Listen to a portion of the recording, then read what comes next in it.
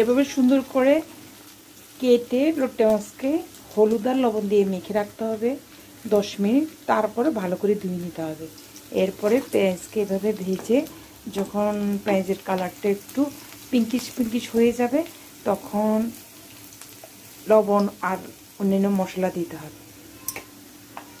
দিয়ে দিচ্ছি লবণ, মরিচের পাউডার, জিরা পাউডার, হলুদ পাউডার।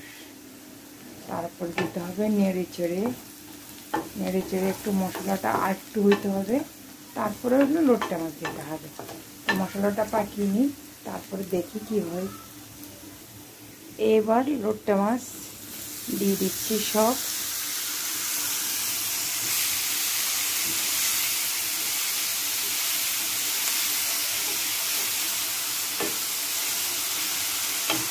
কি মনে হচ্ছে হলুদ মরিচ লবণ ঠিক হবে নাকি আর একটু দিতে হবে?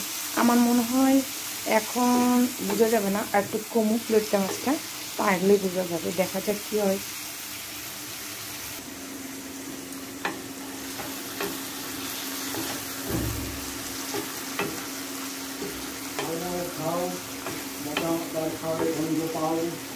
হ্যাঁ, মল্লিকা রান্না করে নাই তো।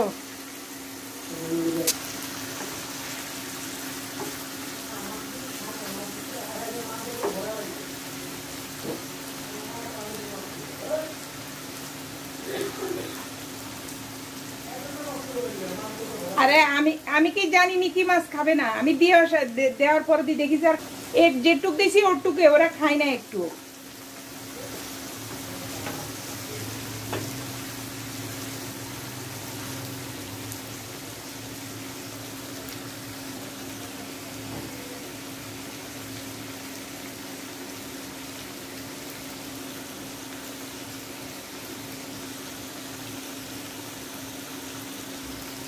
পুরোটা গুজাইছি, পুরো দিন হারা দিন করি বিকেল